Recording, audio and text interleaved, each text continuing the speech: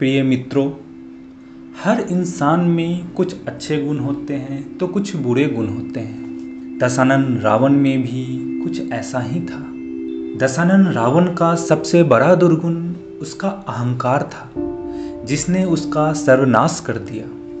किंतु यह भी सच है कि रावण में अनेक अच्छे गुण भी थे जो उसे महान बनाती है। महर्षि वाल्मीकि द्वारा लिखित रामायण में भी यह उल्लेख किया गया है कि जब हनुमान श्री राम से आज्ञा लेकर माता सीता की खोज में लंका आए तो वो खुद रावण की खूबियों को देखकर आकर्षित हो गए। रावण एक महापंडित था तथा उसके तप में जो कठोरता थी वो शायद ही उस काल की ऋषि मुनि में हो। रावण बहुत ही विद्वान एवं चारों वेदों का ज्ञाता था। वह सभी विद्याओं में पारंगत था। उसके जैसा तेज बुद्धि वाला प्राणी इस धरती में आज तक नहीं हुआ। मनुष्य के मस्तिष्क में ज्ञान व बुद्धि का भंडार होता है। इसके बल पर वह जो चाहे वह पा सकता है। परंतु रावण के तो 10 सिर थे। रावण के इस अद्भुत ज्ञान को देखकर भगवान शिव ने उन्हें अपने घर वास्तु शांति के लिए आचार्य पंडित के रूप में निमंत्रण दिया था। एक बार की बात है जब रावण ने अपने कठोर तपस्या के बल पर भगवान शिव को प्रसन्न कर दिया और वरदान मांगी। परंतु भगवान शिव जानते थे रावण उनके वरदान का गलत उपयोग करेगा। यह जानते हुए भी भगवान शिव को रावण के कठोर तपस्या के कारण उसे वरदान देना पड़ा। परंतु उस वरदान से धरती की रक्षा के लिए भगवान विष्णु को अपने 7वें अवतार श्री राम के रूप में धरती पे आना पड़ा। रामायण के अनुसार जब रावण ने भगवान श्री राम की पत्नी माता सीता का अपहरण किया तो राम ने हनुमान सहित लंका के राजा रावण पर आक्रमण कर उसका वध कर दिया।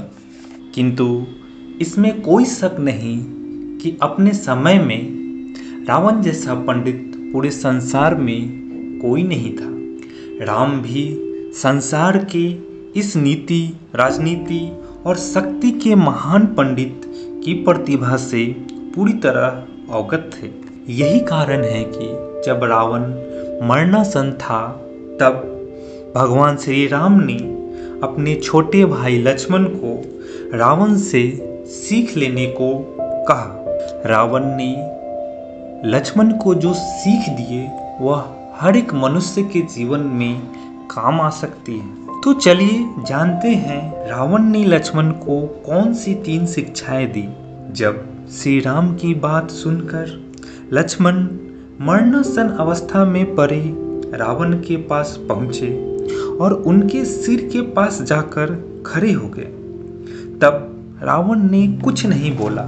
इसके पश्चात लक्ष्मण जी वापस राम जी के पास लौटकर आ गए। राम ने लक्ष्मण को समझाया कि यदि किसी से ज्ञान प्राप्त करना हो तो उसके चरणों के पास खड़े होना चाहिए, ना कि सिर की ओर। राम की ये बात सुनकर लक्ष्मण फिर से रावण के पास जाते हैं। इस बार वह रावण के पैरों के पास खड़े होते हैं। रावण ने लक्ष्मण को पैरों के पास खड़े देख उन्हें 3 शिक्षाएं दी। पहली बात जो रावण ने लक्ष्मण को बताई वह यह थी कि शुभ कार्य जितनी जल्दी हो सके कर देना चाहिए और अशुभ कार्य को जितना टाल सकते हो टालना चाहिए। उदाहरण के लिए समय रहते मैं श्री राम को नहीं पहचान पाया और उनकी शरण में आने में देर कर दी। इसी कारण मेरी यह हालत हुई है। दूसरी बात यह है कि अपने प्रतिद्वंदी, अपने शत्रु को कभी अपने से छोटा नहीं समझना चाहिए। मैंने यह बहुत बड़ी भूल की। मैंने जिन्हें साधारण वानर और भालू समझा उन्होंने मेरी पूरी सेना को नष्ट कर लंका को जला दिया। मैंने जब ब्रह्मा जी से अमरता का वरदान मांगा था तब मनुष्य और वानर के अतिरिक्त कोई मेरा वध ना कर सके ऐसा कहा था, क्योंकि मैं मनुष्य और वानर को तुच्छ समझता था। मेरी यह बहुत बड़ी गलती थी। रावण ने लक्ष्मण को तीसरी और अंतिम बात यह बताई कि अपने जीवन का कोई रहस्य हो तो उसे किसी को भी नहीं बताना चाहिए, चाहे वह आपके कितने भी विश्वास पात्र क्यों ना हो। यहाँ भी मैं चूक गया, क्योंकि विभीषण को मैंने अपनी मृत्यु का राज बताया था। ये मेरे जीवन की सबसे बड़ी गलती थी। अतः रावण की ये 3 नीतियों से हमें यह शिक्षा मिलती है कि यदि कोई मनुष्य अपने जीवन में इन नीतियों का पालन करता है तो उसका जीवन सुखमय होगा।